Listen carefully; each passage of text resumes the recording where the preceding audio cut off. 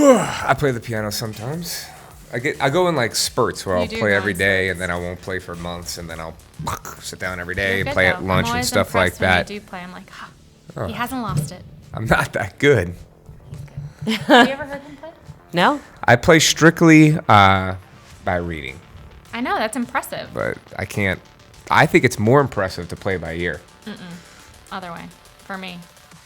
I What do you mean, mean? I took piano for 3 years and still struggled to read it. Like, my brain just did not I want to took compute. for like 10 years, and Yeah. I suck. I remember things, I love reading music. but FACE. Horrendous. Every good boy does mine. ta-da! All right, everybody. Welcome to With That Being Said, a Rue Fitness Joint, podcast. What? No. You got what I meant, But right? Spike Lee joint, that's what he would call his films, a Spike Lee joint. I don't know, right? I'm right? It's far I away think from me so. like that. Just trust me. Mom and Dad are fighting. Well, we got the crew with us. I've been having a lot of fun with this threesome. Yeah, you have. Boom! You see, I have a type, y'all. Super fit, brunette, petite. Okay. I like it. All right, funny. Rolls eyes. Snarky as hell. I like Sarah's hair though. Sarah told me she was gonna get her hair cut I yesterday. said trimmed because last time someone mentioned it, Bradley was like, "What are you doing to your hair?" And I was like, "Calm down." And I had a face of Gonna- death on. Did I ever tell Take you a the couple story inches off. when I asked Bradley? I was like, Bradley, do you like my hair long or short? And he goes, I like Ashley's hair. I'm like, cool. Doesn't answer my You question. tell the story all the time. Have you heard me tell that story? Once. Okay. I think. See? Just once. Now all of our podcast listeners have heard it. Okay, I need you to speak into the mic. Oh my god! All right, y'all. This is our wonderful co-host, the Joe Burrow of nutrition coaching, Emily Schneller. Welcome, Emily. Thanks, Bradley. I guess I moved you to co-host instead of special guest. It's a pleasure to be here. We have our other co-host, the Clyde Edwards-Hilaire of everything she does, Sarah Altobello. Yes. And just for reference, Emily still has not looked up who that is. It's embarrassing. Embarrassed to call you my wife when it comes to speaking about sports. I am It's going to be a spicy one, y'all. Joe Burrow of podcast hosts, also known as the anyone? Humble servant of the podcast world. I am Bradley Schneller. It's up for debate. Okay. I'm just going to let you roll with that. If you're going to say snarky comments, you need to say the snarky comments into the mic It's up for debate. so that all our listeners can hear how spicy this about to get. What are we talking about today, Bradley? All right. Well, we're talking about earlier, as you heard in the intro, we were talking about playing the piano and how difficult it was. Well, we're not talking about playing the piano, but we are going to talk about how it is important to do things that you're bad at. So I should play the piano more? Is that what you're trying to say? Not necessarily that, but you should work out more. Oh. Oh. Damn.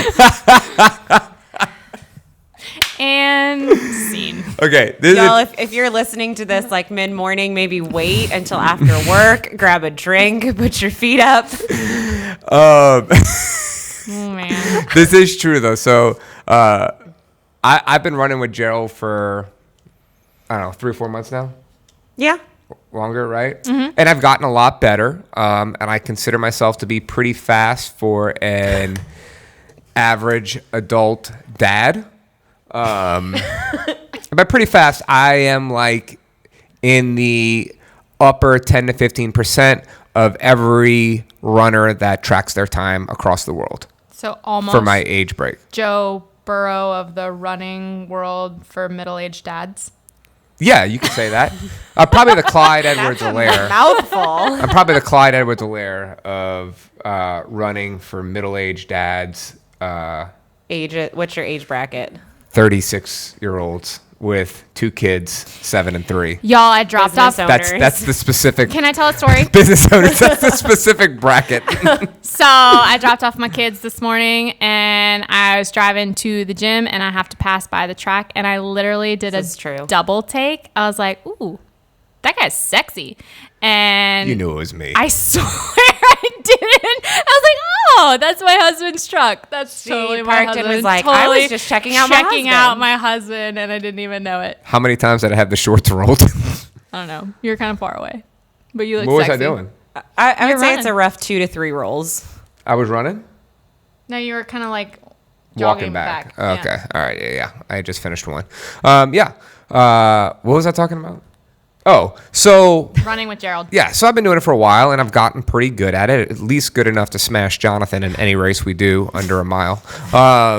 Ever. So, and Gerald has always been complimentary but real. Okay. Emily comes out to the track and runs one single time. And Gerald goes, whoa, well, if you come and you let me coach you, I could coach you to an indoor championship in the 60 and 100 for masters females. Damn right. One time, guys.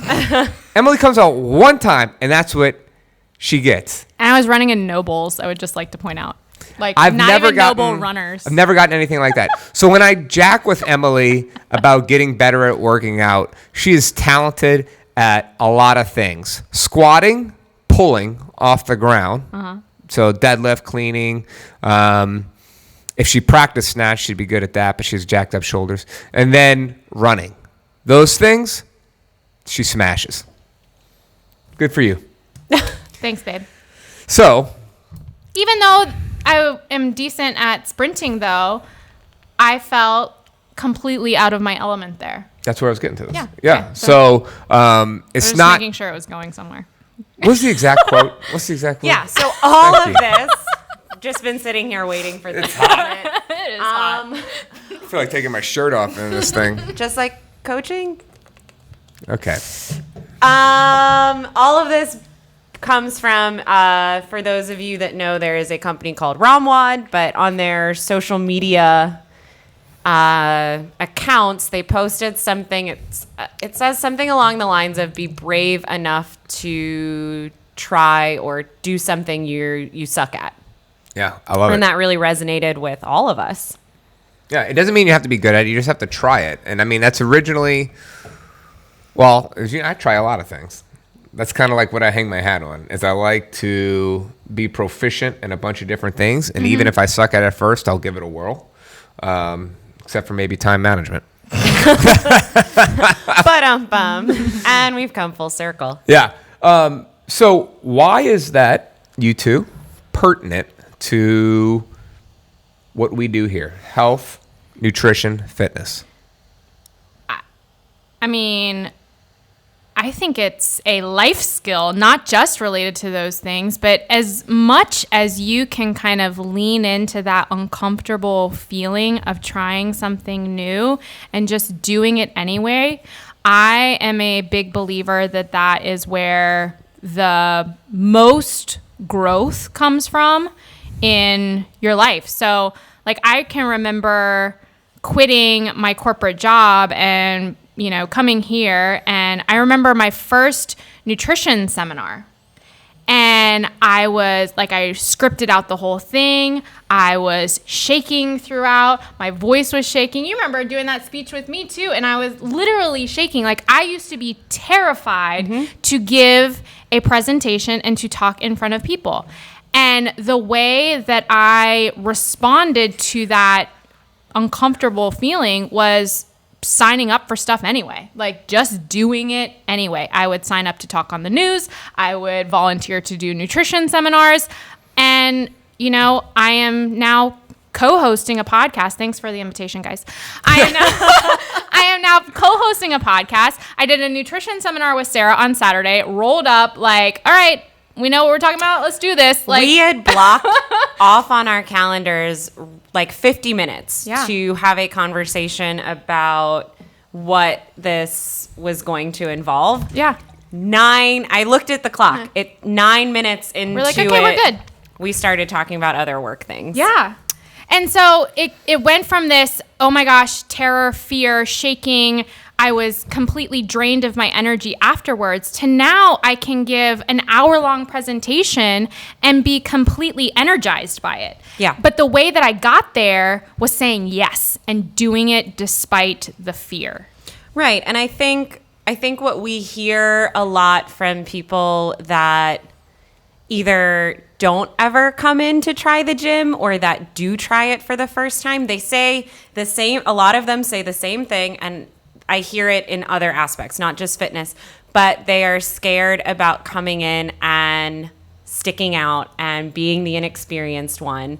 And that's what we hear when we're here, but that applies everywhere. People hold themselves back because of fear of not looking like a master in that area. Yeah, I try to tell everyone, you're all going to look stupid. Don't worry. Everyone looks stupid. You're going to look stupid. It's okay. Embrace it. You will look good one day. Yeah, and that's exactly how I felt at the track with Gerald for the first time. Like, not I told you that. I was not like, just she's like, running, but like doing the warm-ups. The skips, like yeah. doing A skips and B skips and C, especially the D skip. I was like, I look like an uncoordinated baby giraffe right now. And I was like, you know what? This is good. This is good that I am putting myself in this environment and that I am feeling these feelings, because my favorite thing to do in the gym, I don't coach very many classes, but I love coaching fundamental sessions because I can completely relate to how those people are feeling. But having that experience now of being completely new and trying to learn a new skill put me back there, and it helps me relate to the newbies. They're like, oh my gosh, I feel like completely uncoordinated, and what is this clean business that you're trying to teach me right now? And like something that I talk with new people about that I may be doing a fundamentals with, and they voice that concern, I tell them, honestly, I'm really okay with the fact that you're a little nervous and anxious about coming in, because it's telling me that A, you really care. Yep, 100%. And B, you want to get better. Mm-hmm. Yeah. I said, I'm excited for you. Mm-hmm. I'm nervous about the people that come in like raring to go, trying to throw too much weight on their bars and just, Those people generally don't stick around. Yeah. Interestingly enough. It's the people that we think aren't going to be here for a long time that stay for a long time, and the people that you think are a natural fit are not. Yeah. Not always, but yeah. Not always, but we see that often enough. Yeah. And I was actually showing Emily updates in our bedroom, and she asked what this quote was on the wall. And I think about this a lot because I am definitely someone who in the past has been very fearful to try new things. But it's replace fear of the unknown with curiosity. Ooh.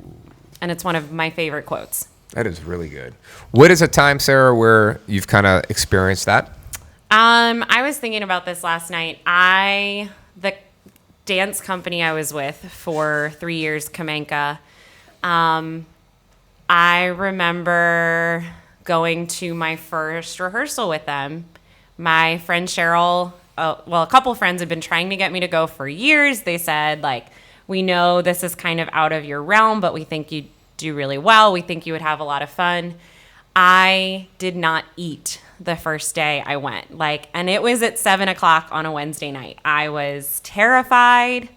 And I went and I sweat like I do here in the summer because I was so anxious. I was so nervous. It ended up being one of the best experiences in my adult life so far. But I remember I put it off for months going, and then even the day I went, I was terrified the entire time. I didn't feel good until I left the building. I survived. I love it. It makes me think about, when I grew up playing the piano, as we were talking about earlier, and when I decided I wanted to go to Rummel, I just wanted to be in the jazz band. Rummel's jazz band was really good. I don't know if it is now, but their new band director is a former. I guess we can announce it. Oh, yeah, he announced it. He on did? his social Yeah. media. So the new band director at Rummel is a former member at Rue.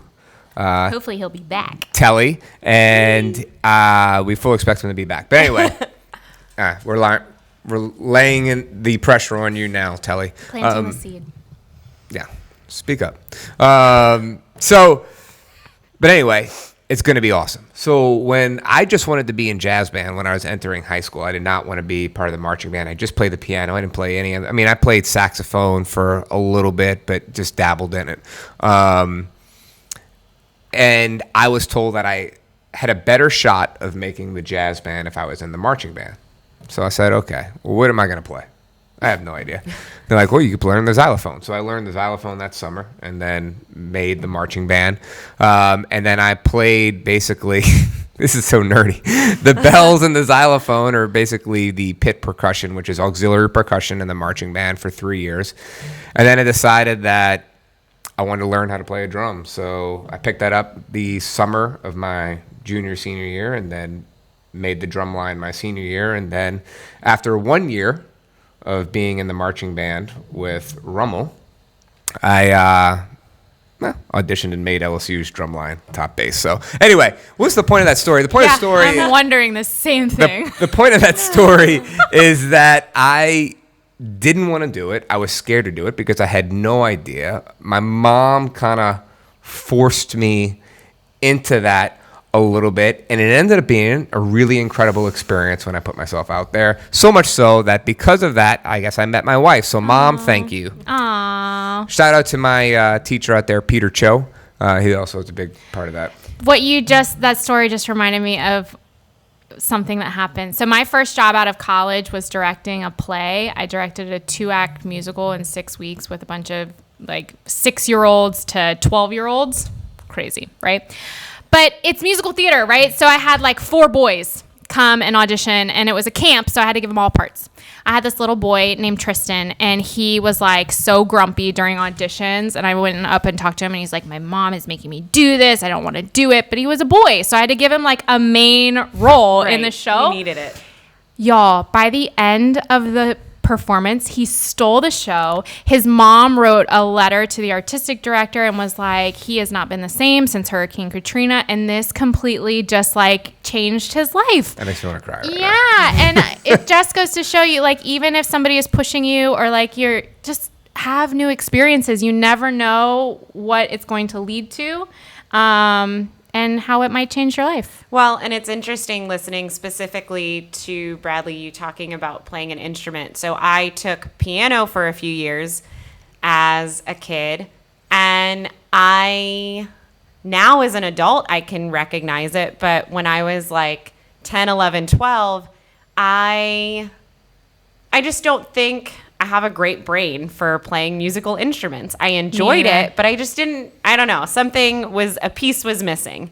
And I think that's just like why I wouldn't practice, or I would put off practicing until my lesson was the next day, because like I knew I was just never going to be really good at it. So why spend more energy? And like now as an adult, I would like practice and just have fun with it and not be as nervous to like mess up if someone else was listening.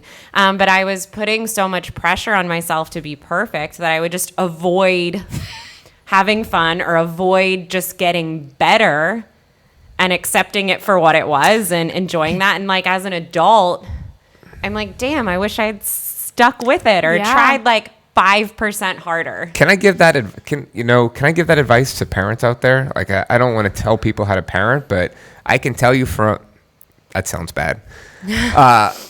Fostering an environment that allows for failure and growth to come from failure, making mistakes will provide the best potential for success for your kid. So Ding many dong. bells. It will provide the best potential for success for your kid. Yo, I have all kind of alarms going on. So I have like 3 different calendar invites for Power Hour. If you don't know, Power Hour is the 2:30 class time. It's in roughly 30 minutes. That's why it's going when the heavy hitters get together and work out. Boom. Anyway, so getting alarms. But anyway, allow your kid to make mistakes.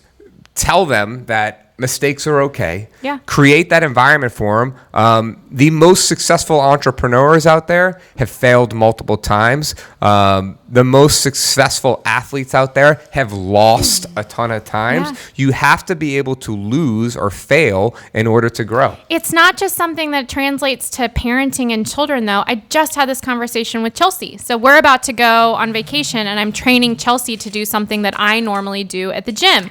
And so I just did like a role-playing session, which makes you feel silly and like gets you out of your comfort zone just because it's role-playing.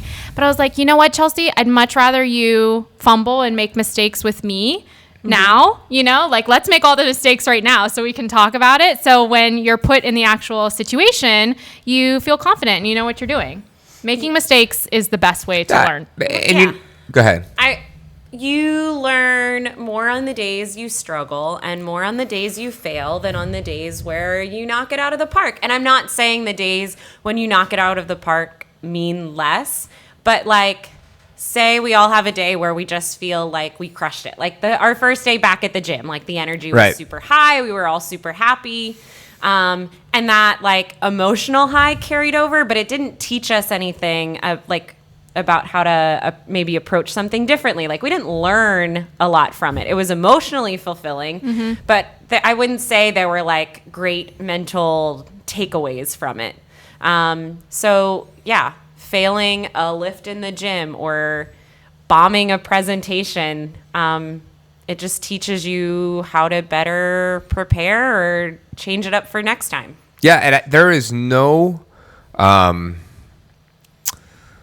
substitute for experience. And by that, I mean you cannot get good at selling memberships. You cannot get good at coaching. You cannot get good at nutrition coaching unless you actually inject yourself into that situation and do the reps, right? So there has to be an understanding that it might be rocky at first. You might not succeed. You might not sell that membership. You might do a poor job with coaching. You might do a poor job the first time you jump in the gym into a class, lift weights. You might, your tracker for nutrition coaching might not look great the first few weeks. But that's expected. Yeah, like you're new it's at expected, it. and it's okay, and it won't ever look good unless you put yourself in that situation and attempt it. Yeah. Yeah, and I don't know. I'm probably beating a dead horse because I always circle back to this, but the part of our lives that we put out for the world to see is usually the highlight reel. Like, not me anymore. I'm thinking about, so my dad loves to tell this story. I was like 2, and he went grocery shopping solo, and I had a tantrum, and I was yelling at him in the store saying, "You are a bad daddy." And so he just left. But I am like screaming this in the store. But like, that's not the stuff you see on people's timelines. Right. The perceived failures or rough spots you see when the kids are super cute. Yeah. Yeah. Do you think there's like, not a fear of failure, but just, the trying to do something different or something unknown that's maybe keeping people from doing nutrition in particular? I mean, I know because I have this conversation, especially with people that are new, just that they're not hitting all the marks or doing everything that, I have asked them to track or whatever. They forget about something. And I always tell them, like, there is zero expectation to be perfect. Like, if you were perfect, you wouldn't be here right now. You wouldn't be seeking help with this. So I do not expect you to be perfect at all. It's not a matter of if you are going to slip up. It's a matter of when. And so deciding how you are going to respond to that in advance is helpful. I love it. It's just that quote you always talk about, not a quote, but you just said a little bit better every day. Mm-hmm. I love it. Cool. Anything else to add, y'all? So Brene Brown has a podcast. I'm going to butcher this, but I want to tell the story anyway because I still remember it. Brene Brown has a podcast, and she asked like the same rapid fire, like 8 questions at the end of the podcast. And I was listening to one interview, and I don't remember who it was with. She was on Orange is the New Black. She's a trans. I I can't. Yeah. actress. I don't remember her name. But in response to Brené's question, and the question goes something like, the fear that you have is real, but your life is calling you to act. What's the first thing that you do? And her response was just beautiful. She said, my prayer is that I'm at peace with being imperfect and that I can be of service. And that, when she said that, I was like, that is how I need to approach this whole like remote nutrition program that I am building. Like my goal for this kind of beta test that I have rolled out isn't to be perfect. It's to put something together, allow me to be imperfect, and allow me to be of service, and it will get better. And I have to get this whole idea of being perfect from the get-go out of my brain. I think, I don't know about you, but for me, I find that all of these things I tell, especially my nutrition clients, I need to work on as well. Yeah. And just like I cannot and will not ever expect perfection from them, I can't expect that of me either. No. Right. Yeah. Guess what, The guys? nature of being human. These three people up here, Sarah, Emily, and I, we all have bad days. Yeah. Everybody What? does. We have bad workouts. Did you hear how spicy it was 20 minutes ago? We have bad eating days. We just have bad mental days as well. Mm-hmm. And that's okay. So, all right. Make sure to rate, review, and subscribe to Ding, us. ding, ding. Different- Round 3. Different I don't even dings. know what all going those on. things How are. many different dings we can I didn't know that hear ding in this- existed. I've never heard that ding But before. make sure to rate, review, and subscribe to us. Remember, 5 stars only. Make sure you say nice things underneath. The writing part is important. This is the only place we expect perfection. Yeah. Also, Your reviews. if you like us and you think we sound good, could you give us a share, please, on whatever social media you are on? We appreciate it. Until next week, peace. Bye.